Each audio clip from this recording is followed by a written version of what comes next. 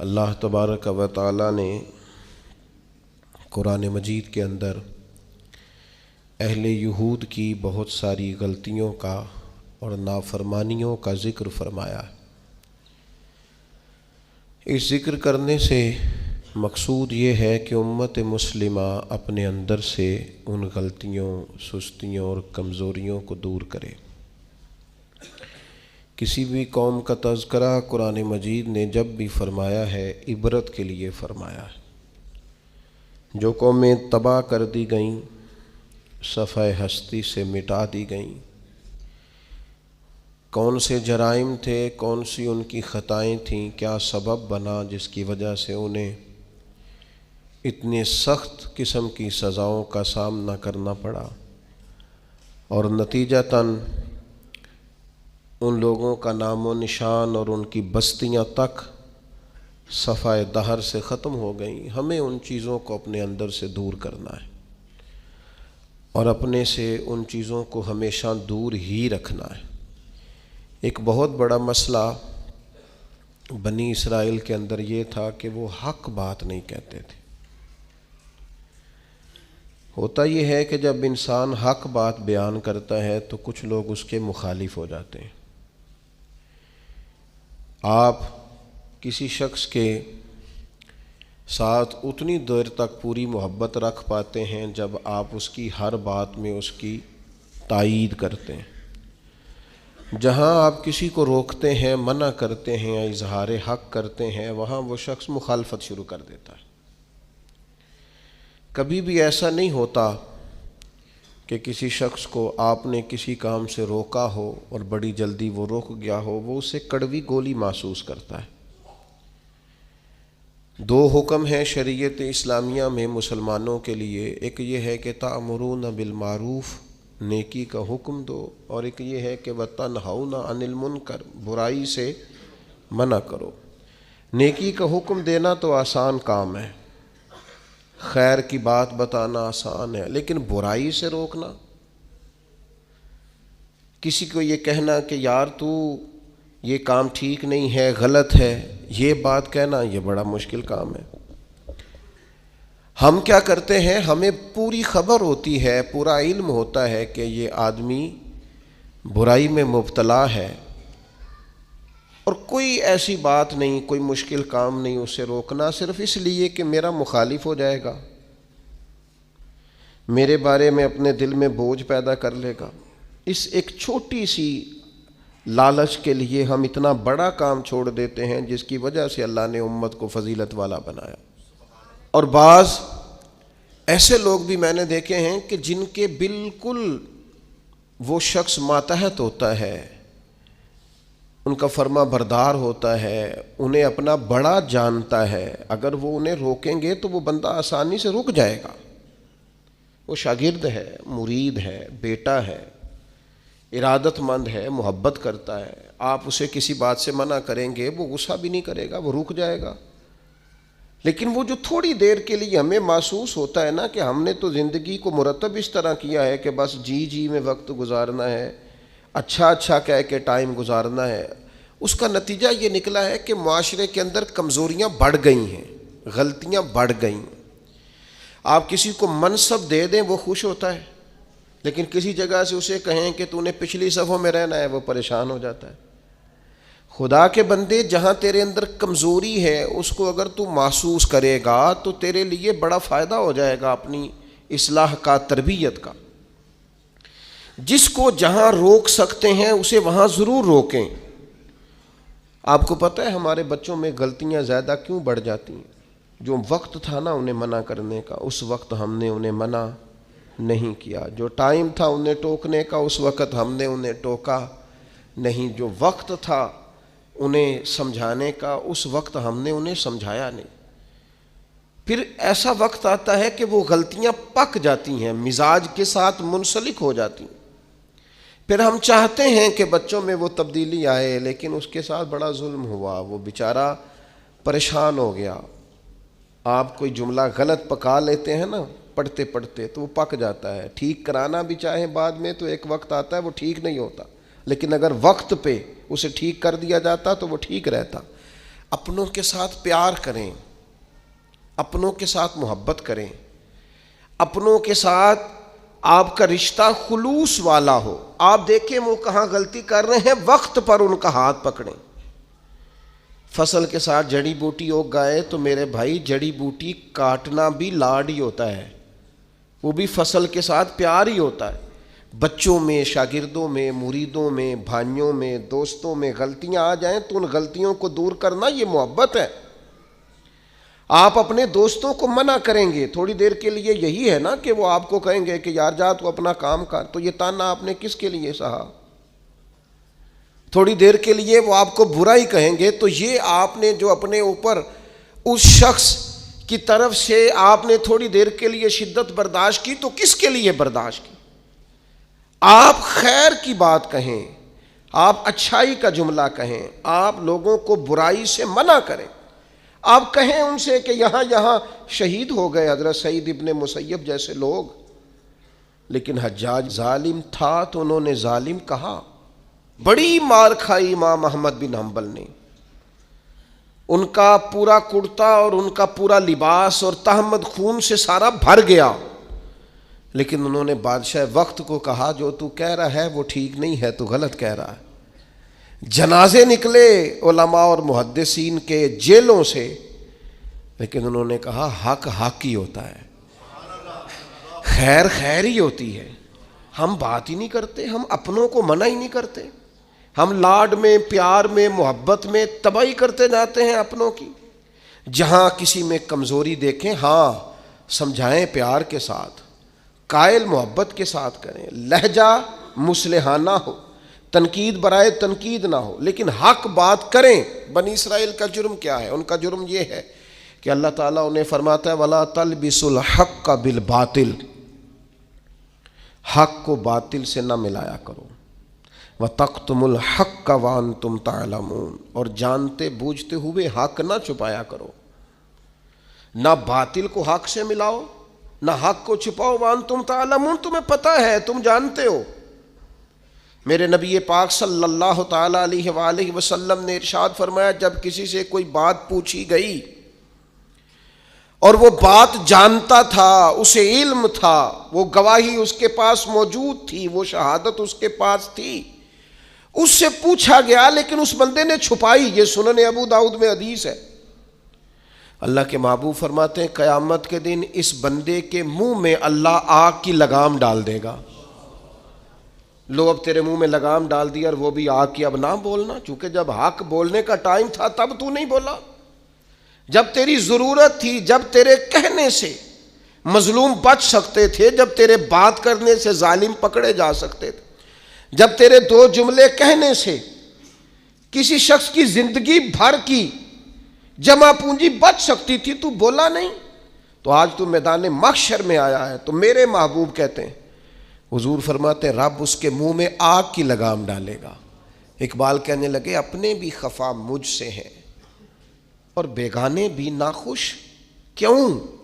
میں کہتا ہوں وہی بات سمجھتا ہوں جسے حق۔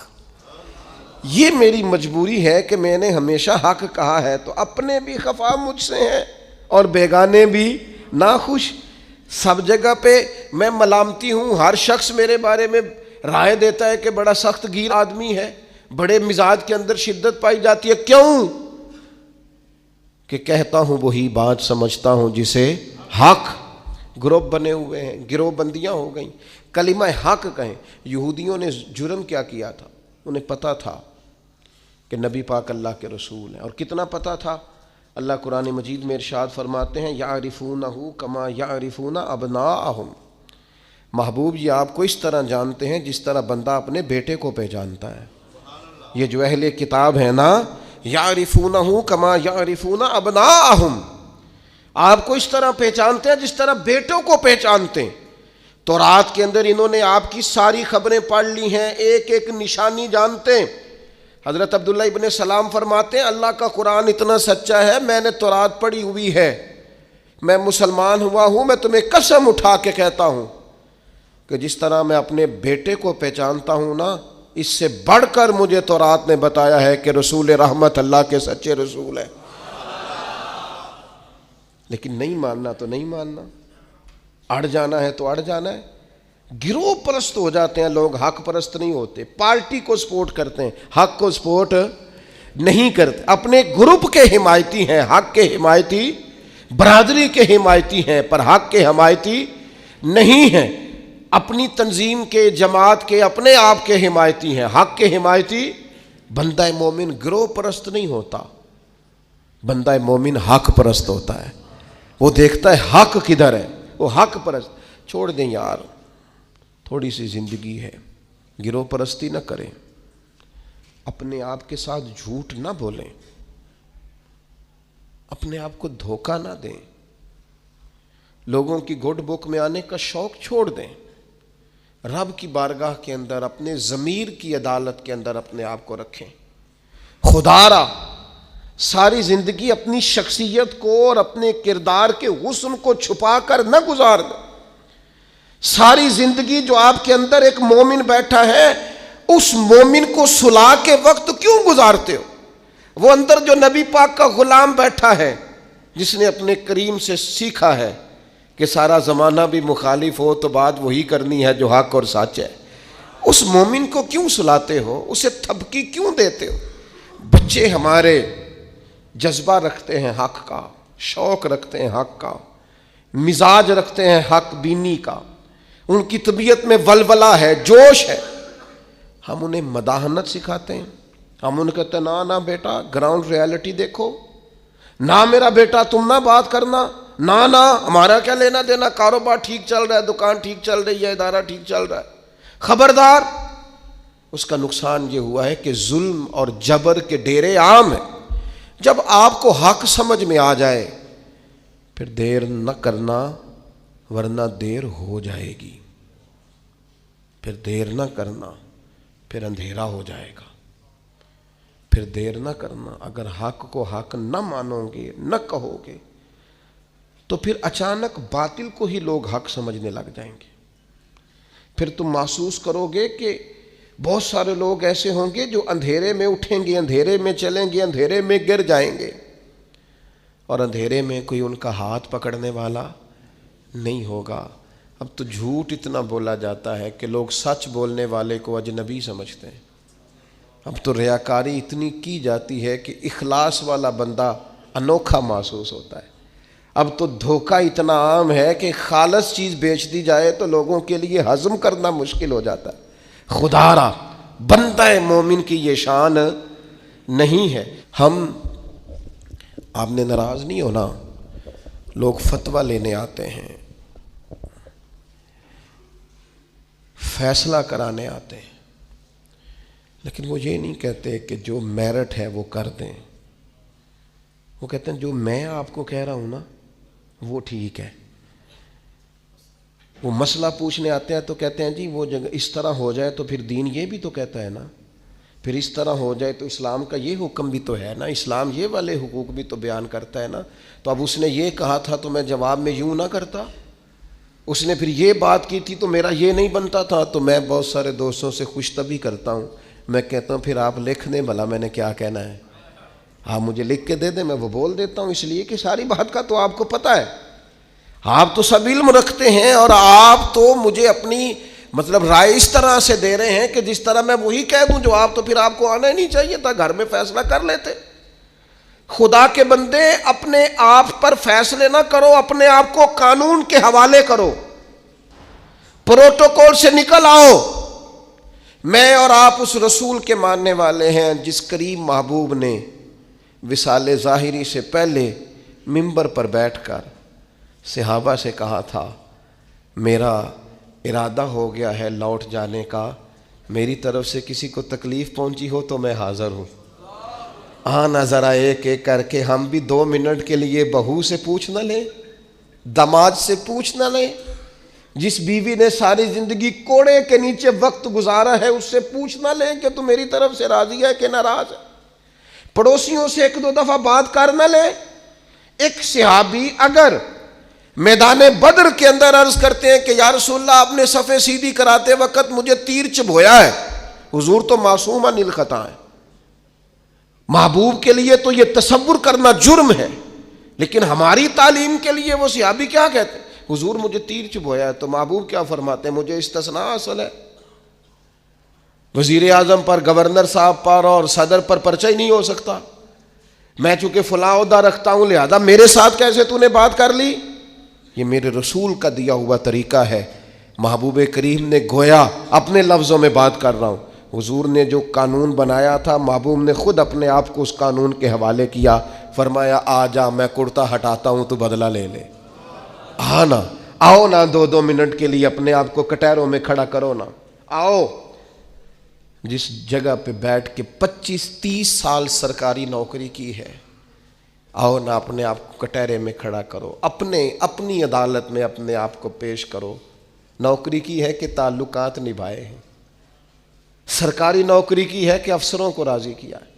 آؤ نا جن کو منصب ملے ہیں، منصب جن کو عہدے ملے ہیں، جن کو بڑا کچھ ملا ہے، وہ تھوڑی دیر کے لیے آئیں نا اپنے آپ کو کٹہروں میں کھڑا کریں۔ وہ پیر صاحب، وہ مولوی صاحب جن کے لوگوں نے ہاتھ بھی چومے اور ان کے پیروں میں نذرانے بھی ڈالے، اور گھنٹوں لوگوں نے سڑکوں پہ پھول لے کے جن کا استقبال بھی کیا، اور جن کے بچوں کو بھی لوگوں نے سلوٹ کیا کہ یہ شیخ کی اولاد ہے، وہ آئے نا کبھی کٹہرے میں کھڑے ہو کے بتائیں نا جس دین نے انہیں اتنا دیا ہے انہوں نے اس دین کو کیا دیا ہے۔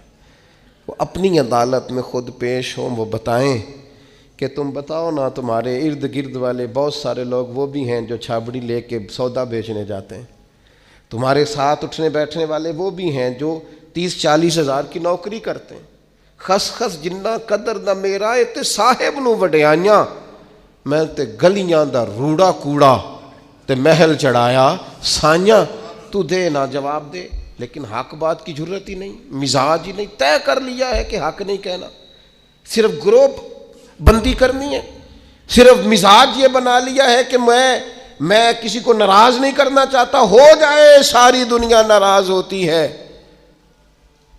بس یہ سوچ کے رات سو جانا سارے ناراض ہو جائیں تو کام چل جائے گا، کہیں اللہ رسول نہ ناراض ہو جائے، یہ سوچ کے سویا کرو۔ ہمارا حضرت صفیہ رضی اللہ تعالی عنہ ام المومنین ہے، آپ کا چونکہ ایک یہودیوں کی فیملی سے تعلق تھا، فرماتے ہیں میرے والد اور میرے چچا مجھ سے بڑا پیار کرتے تھے، میری طرف بڑی توجہ رکھتے تھے، تو میں جس دن حضور مسجد قباء کے قریب تشریف لائے تو میرے چچا اور والد حضور سے مل کے آئے، تو ان کی کیفیت اتنی بدلی ہوئی تھی، انداز اتنا بدلا ہوا تھا کہ میں ان سے ملنے گئی تو انہوں نے توجہ ہی نہیں کی، میں دروازے تک ان کے استقبال کو گئی، انہوں نے توجہ کوئی نہیں کی، بڑے عجیب سے پریشان تھے، پانی پوچھا تو انہوں نے اس پر بھی کوئی بات نہ کی، ایک دوسرے سے وہ کلام کرنے لگے والد اور چچا، تو میرے چچا والد سے پوچھتے ہیں کہ وہ جو تورات میں ہم نے نشانیاں پڑھی تھی یہ وہی نبی ہیں؟ تو میرے والد کہنے لگے حرف حرف سچا ہے، یہ وہی پیغمبر ہے۔ تو میرے چچا کہنے لگے پھر خیال کیا ہے آپ کا، کرنا کیا ہے؟ تو کہنے لگے میں جب تک زندہ رہوں گا معاذ اللہ ان کی مخالفت کرتا رہوں گا۔ حق پہنچ گیا ہے، اطلاع آ گئی ہے، انشراح صدر ہو گیا ہے، دل گواہی دے رہا ہے سچے رسول۔ حضرت صفیہ رضی اللہ تعالیٰ عنہ ام المومنین فرماتی ہیں کہنے لگے یہ وہی رسول ہیں، ایک ایک بات سچی ہے، ایک ایک حرف سچا ہے، ایک ایک قول سچا ہے، ان کی تو ادائیں بھی وہی ہیں جو تورات زبور انجیل میں لکھی ہیں، لیکن میں ساری زندگی مخالفت کروں گا۔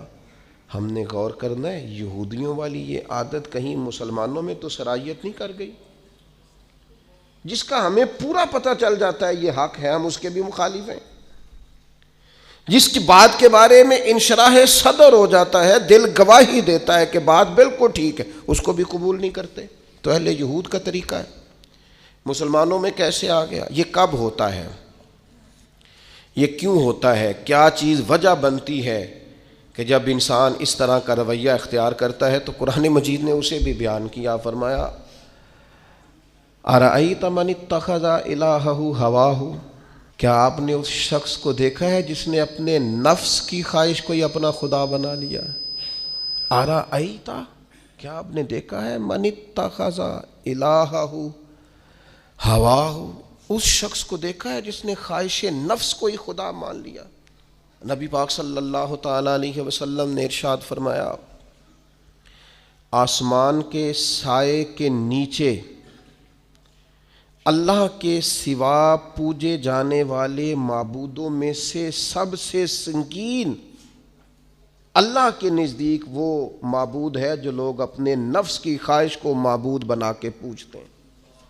رب کہتا ہے انہوں نے اللہ کے مقابلے میں معبود بنا لیا۔ کس کو؟ نفس کی خواہش کو۔ ایک طرف اللہ کا حکم ہے، ایک طرف نفس کی خواہش ہے، چلتے کس طرف ہیں؟ رب کہتا ہے انہوں نے نفس کی خواہش کو اپنا معبود بنا لیا، اللہ کا حکم نہیں مانتے۔ میں آپ سے ایک بات پوچھتا ہوں، جنازے کو بھی نماز ہی کہتے ہو نا؟ اس کا پورا نام کیا ہے؟ وہ بھی نماز ہے، اور فجر والی بھی نماز ہے۔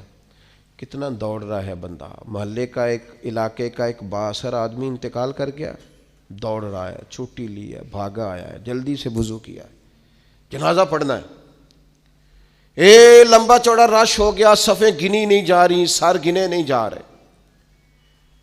یہ کس لیے آئے؟ کہتے ہیں نماز پڑھنے ہیں جنازے کی۔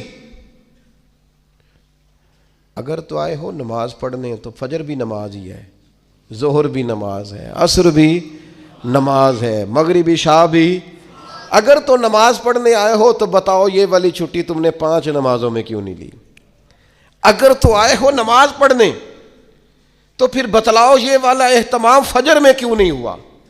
یہ تم نماز پڑھنے نہیں آئے، یہ ہم اللہ کے حضور حاضری دینے نہیں آئے۔ یہ وہ جو سیاسی رکھ رکھاؤ ہے، یہ جو ذاتی تعلق، یہ نفس کی عبادت ہے، یہ اللہ کی عبادت نہیں ہے، یہ خواہش نفس کی تکمیل ہے۔ یہ رب کی عبادت، یہ تو اپنے خواہش کے پیچھے دوڑے آئے ہو۔ مجھے بتلاؤ نا۔ وہ ایک شاعر تھے، انہوں نے بات تو بڑی غلط کی، لیکن چلو بعض اوقات نصیحت کے لیے کچھ باتوں کو دہرا دینا چاہیے۔ پاکستان کے ایک معروف شاعر تھے، ان سے کسی نے کہا کہ آپ مسلمان ہیں؟ کہنے لگا آدھا مسلمان ہوں آدھا کافر ہوں۔ کہا کس طرح؟ کہنے لگا اسلام کے اندر خنزیر بھی حرام ہے اور شراب بھی حرام ہے، لیکن میں خنزیر نہیں کھاتا، شراب پی لیتا ہوں، معاذ اللہ ثم معاذ۔ کہنے لگا خنزیر سے مجھے نفرت ہے، شراب میں چھپ کے کئی کونے میں جا کے پیتا ہوں، تو آدھا مسلمان ہوا نا۔ کہ اگر تو میں دین کا حکم سمجھ کے نفرت کروں تو پھر جتنی خنزیر سے کروں اتنی شراب سے بھی کروں۔ تو کسی نے اس پر تنقید کرنی چاہی تو اس نے کہا ٹھہر جا ذرا سن، جس طرح شراب حرام ہے، جس طرح جوا حرام ہے، جس طرح خنزیر حرام ہے، ملاوٹ بھی تو اسی طرح ہی حرام ہے، حرام مال بھی تو اسی طرح ہی حرام ہے۔ یہ کیسی تمہارے نفس کی خواہش ہے کہ خنزیر نہیں کھاتے؟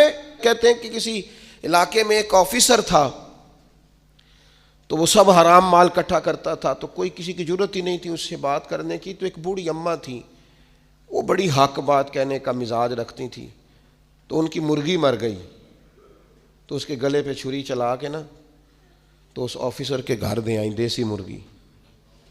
تو وہ شام کو شکریہ ادا کرنے آ گیا، کہنے لگا اماں کمال کر دیا، دیسی مرغی تو کوئی کسی کو دیتا ہی نہیں۔ کہنے لگے بیٹے نہیں، کمال والی بات نہیں، مر گئی تھی۔ تو وہ ناراض ہو گیا، کہنے لگا مر گئی تھی تو میرے گھر کیوں دے دی؟ کہنے لگی سارا محلہ جانتا ہے تو سارا حرام کھاتا ہے۔ تو میں نے کہا یہ کروڑوں حرام کھا گیا تو کوئی مشکل نہیں، تو ایک مرغی سے کیا تکلیف دے گی؟ تو وہ اللہ نے اس کے دل میں بات ڈالی، اس کو اثر ہوا، وہ رونے لگا، کہنے لگا بات تو ٹھیک کر رہی ہے، کروڑوں روپیہ حرام کا آئے تو وہ چونکہ نفس پسند کر رہا ہے تو وہ ٹھیک ہے، اور ایک مرغی صرف چھری نہیں چل سکی مر گئی تو اس سے الٹی آ رہی ہے، کہہ رہی ہے، کیا مطلب ہے اس کا؟ وہ ہمارے ایک دوست ہیں، وہ کہتے ہیں ہمارے زمانے میں لوگ اس طرح کے پرہیزگار ہیں کہ ایک شخص کو ایک نیا جوتا مل گیا کہیں گرا ہوا، اس نے اس کا مالک ڈھونڈنا شروع کیا۔ کسی کا نیا جوتا گر گیا سڑک پہ تو ڈھونڈتا رہا، ایک پیر تھا، ڈھونڈتا رہا، وہ کس کا ہے بھائی، کس کا ہے؟ تھوڑی دیر آگے جا کے اسے اس کا دوسرا پیر بھی مل گیا، پھر اس نے مالک ڈھونڈنا چھوڑ دیا۔ پہلے وہ نیک تھا، کیونکہ ایک جوتا تھا نا، پہن نہیں سکتا تھا۔ جیسے ہی اسے، اتنی تکلیف کی بات ہے امت مسلمہ میں، نفس کی خواہش کو خدا بنا لیا، جو تیری طبیعت میں آئے ویسے ماں باپ کو تو وقت نہیں دے سکا، ویسے اگر تجھے کہا جائے کہ ماں باپ کی طرف سے کسی یتیم بچے کا خرچہ اٹھا لے، وہ تو نہیں اٹھا سکتا۔ تیرے ماں باپ چلے گئے، ان کی وجہ سے تو کسی غریب بہن بھائی سے تعاون کر تاکہ ماں باپ خوش ہوں، ایصال ثواب، وہ تو نہیں کر سکتا۔ دیکھیں چیلم پہ 50 پکیں گی، جو کہ پتہ چلے نا برادری کو کہ جناب نے چیلم کیا۔ یہ نفس کی خواہش کو خدا بنا لی۔ سیاسی افطاریاں ہو رہی ہیں، کسی کی نیت پر شک نہیں، اچھی نیت سے لوگ افطاری کراتے ہوں گے، لیکن وہ گھروں کا بھی تو ہمیں پتہ ہے نا کہ جہاں لوگ آٹا بھی اس لیے تھوڑا پکاتے ہیں کہ کل بھی اس کی ضرورت ہے۔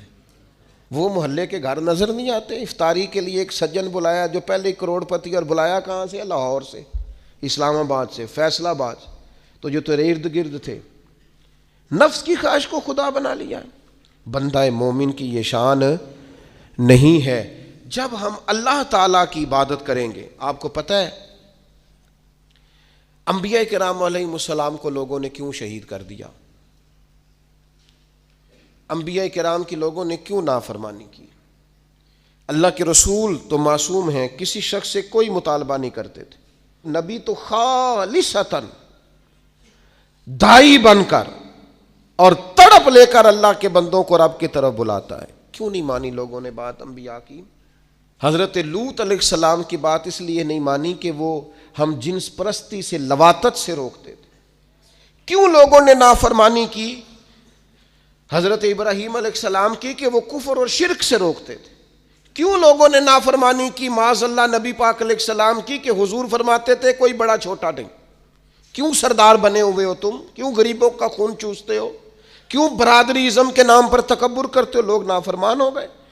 ہم کیا کرتے ہیں؟ جیسے ہی ہمارے نفس کی خواہش کو چوٹ لگتی ہے، ہم فوری طور پر مخالف ہو جاتے ہیں۔